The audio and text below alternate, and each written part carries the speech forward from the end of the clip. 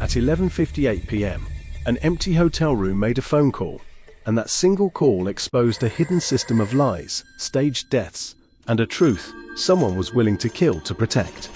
At exactly 11:58 p.m., the Riverside Hotel was wrapped in its usual nighttime stillness. The lobby lights were dim, the air smelled faintly of cleaning solution, and the old wall clock above the front desk ticked louder than it should have.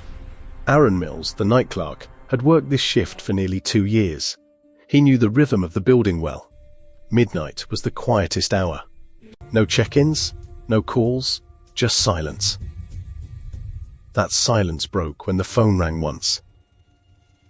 Not a full ring, just a sharp, sudden sound that made Aaron look up from his paperwork. The phone stopped before he could react. He frowned and glanced at the caller ID screen. His stomach tightened. The call had come from room 312. Aaron knew that room was empty. He remembered clearly because he had personally updated the system 3 days earlier. The guest, Daniel Harper, had checked out early without explanation. No damage, no complaints, no reason to think about him again. Yet here was room 312, calling the front desk as if someone was still inside. Aaron hesitated. Old buildings had old wiring, sometimes lines crossed. That was the logical explanation. Still, something felt wrong. He picked up the receiver slowly and pressed it to his ear. At first, there was nothing. Then he heard breathing. It was slow and uneven, like someone trying to stay quiet. Aaron straightened in his chair. "Hello?" he said, keeping his voice calm. The breathing stopped for a moment. Then a whisper came through the line, barely audible but clear enough to understand. "I didn't leave." Before Aaron could respond, the call disconnected. He stared at the phone, his heart beating faster now. He checked the system again.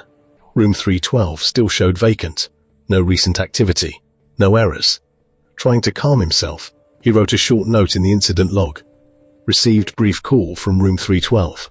Possible line issue. He did not mention the voice. Aaron told himself it was nothing. Maybe a prank. Maybe his imagination filling the silence. But for the rest of the night, he couldn't stop looking at the hallway camera that pointed toward the elevators. Every time the clock ticked closer to midnight again, his chest felt tight. When his shift ended at dawn, Aaron left the hotel quickly. As he stepped outside, he glanced back at the building. One window on the 3rd floor caught his eye. The light in room 312 was on. According to the system, it shouldn't have been. By the next afternoon, the strange phone call was no longer just an entry in the hotel logbook. Aaron reported it to the day manager, who contacted the police more out of caution than concern. 2 detectives arrived, expecting a routine check. What they found instead raised more questions than answers. I understand. Let's review the details. The hotel's records were clear. Daniel Harper had officially checked out on Monday at 9:14 a.m. His bill was paid in full. His room key had been returned. Security footage showed him stepping out of the elevator with a small black suitcase, dressed neatly, moving calmly. There was nothing unusual about his behavior, at least not at first. Detective Ruiz noticed the problem when the footage reached the lobby doors. The camera feed jumped. Just 1 second was missing. In that missing second, Daniel vanished. He never appeared exiting the building. No door camera caught him leaving. No taxi pickup, no street footage. It was as if he had stepped out of the elevator and then ceased to exist. Assuming a technical fault, police searched the hotel thoroughly. Room 312 was unlocked and untouched, just as housekeeping had left it days earlier. The bed was neatly made, towels folded, and trash emptied. Nothing suggested a struggle. But Detective Ruiz felt something was off. The room felt too perfect, like a place staged to look empty. When officers pulled the bed away from the wall, they found what housekeeping had missed. A second telephone sat hidden behind the frame, plugged directly into the wall socket. It was not listed in the hotel inventory. The cord was old, worn and dusty, as if it had been there for years. As one officer reached for it, the phone rang once and stopped. Moments later, the hotel's digital key system revealed another disturbing detail. Since Daniel's checkout, room 312 had been accessed every night at 11:55 p.m. The key used was not a guest key. It was a master code. The front desk denied using We need to it. discuss this Management quietly. Something denied doesn't add up. authorizing it. I understand. Yet Let's the review entries were details there, carefully. precise and consistent, like a ritual. Detective Ruiz ordered the footage reviewed again, this time focusing on the hall outside room 312. Each night, at 11:54 p.m., the hallway camera briefly glitched. The screen froze, then resumed as if nothing had happened. No person was ever visible. By the end of the day, the case shifted from a hotel anomaly to a missing person investigation. Daniel Harper had checked out on paper, but the building told a different story. Someone, or something, was still entering room 312. And at exactly 11:58 p.m., the phone rang again. The investigation took a darker turn when detectives began tracing Daniel Harper's phone records. Among dozens of routine calls, one number stood out. It was the last call Daniel made before his disappearance, placed late at night from the hotel. The call lasted only 42 seconds. The name attached to the number was Laura Finch. At first, the name meant nothing. But when Detective Ruiz ran it through the database, the result was immediate and unsettling. Laura Finch had been declared dead 5 years earlier. She died in a single car accident on a rural highway, her vehicle found crushed against a concrete barrier. The case was ruled an accident caused by driver fatigue. No charges, no further investigation. Daniel Harper, it turned out, had been the insurance auditor assigned to Laura's case. Digging into old files, Ruiz found that Daniel had been thorough, almost obsessive.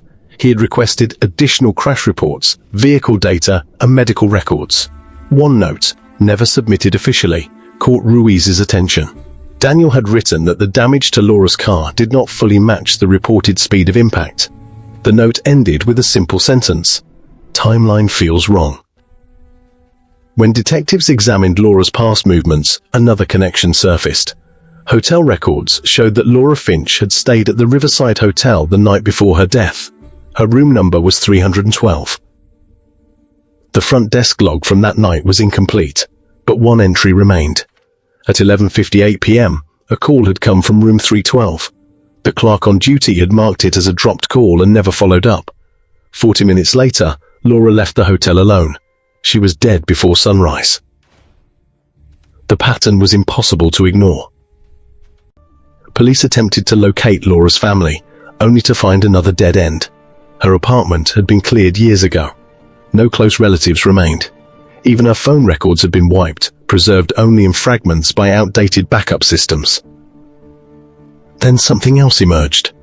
Audio technicians recovered a corrupted voicemail from the hotel system, dated the night Laura stayed in room 312. The message was faint, filled with static, but a woman's voice could be heard whispering urgently, as if afraid to be overheard. "They know I figured it out," the voice said. "If anything happens to me, check the room." Detective Ruiz listened to the recording twice, then a third time. The timestamp read 11:58 p.m. Laura Finch was officially dead, but her voice, like Daniel's disappearance, had never truly left room 312. And now it was pulling two cases together that someone had worked very hard to keep apart. The decision to open the walls of room 312 was not taken lightly. Hotel management resisted, worried about reputation and liability, but the evidence was now too strong to ignore. With a warrant in hand, detectives returned to the room, accompanied by a forensic technician and a maintenance supervisor who knew the building's older layouts.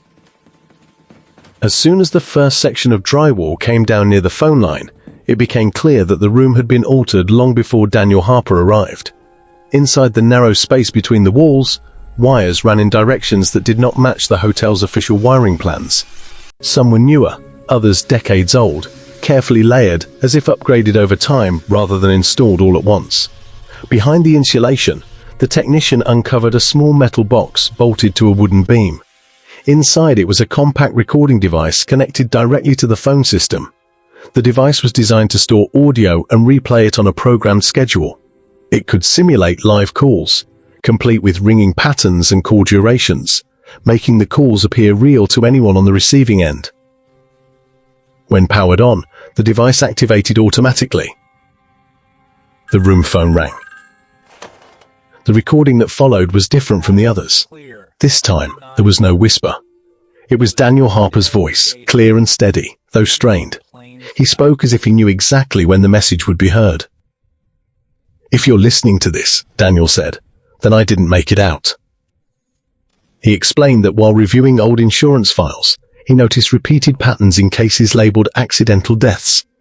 Many of those individuals had stayed at the Riverside Hotel shortly before dying. Room 312 appeared again and again. The phone calls made from the room were used to create false timelines, placing victims alive at certain hours when they were already in danger. Daniel said he had confronted someone he trusted, someone high enough in the system to erase records and manipulate reports. That person offered him a choice: drop the investigation or become part of it. The recording ended abruptly, followed by a sharp sound, like the phone being slammed down. The technician shut off the device. The room fell silent. No ringing, no static, just the soft hum of the building. Detective Ruiz stood back, absorbing the weight of it all. Room 312 was not haunted. It was engineered. The phone calls were not cries from the dead. They were evidence, preserved deliberately, hidden where no one thought to look. Daniel Harper had turned the weapon used to silence others into a message, and now that message had finally been heard. With the recording secured, the case moved faster than anyone expected. The voice inside the wall had done what years of paperwork could not. It gave investigators direction. Daniel Harper had named no one directly, but the details he provided were enough to narrow the search. Only a small group of people had the authority to alter insurance reports, erase digital records, and influence police conclusions. At the center of it all was a senior insurance executive named Mark Ellison. His name appeared quietly in several of the cases Daniel had reviewed, always in the background, always approving final settlements. When detectives examined Ellison's financial records, they found a pattern of offshore transfers linked to policies paid out after suspicious deaths. The amounts were too precise to be coincidence. Ellison was arrested without resistance. During questioning, he denied everything until detectives played Daniel's recording. His composure cracked. He admitted that room 312 had been used as a control point, a place where calls could be faked to support false timelines. The hotel was chosen because of its outdated phone system and poor oversight. Victims were never meant to disappear there. They were meant to die elsewhere, with the room providing their last proof of life. Daniel was the exception. He had learned too much and refused to stay silent. Ellison was charged with multiple counts of fraud, obstruction of justice, and conspiracy to commit murder. The case made headlines, but many details were sealed. Too many institutions were involved. The Riverside Hotel closed room 312 permanently. Too many questions pointed upward. The phone lines were removed. The walls were rebuilt.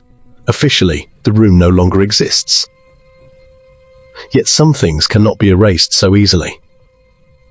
Former staff members still talk about the clock at the front desk, how it seems to pause for just a moment at 11:58 p.m. Others claim the phone lights up briefly, without ringing, without sound. Technicians blame old wiring. Management discourages discussion. The public was told the truth, but not the whole truth. Daniel Harper is remembered as a missing man whose actions exposed a hidden system. Laura Finch's death was reclassified, her name cleared after years of silence. Room 312 remains empty. No guests stay there, no calls come from it anymore. But the last call from room 312 served its purpose. It crossed time, fear, and deliberate silence to deliver a truth that refused to stay buried. And for those who know the story, that is what makes it truly unsettling.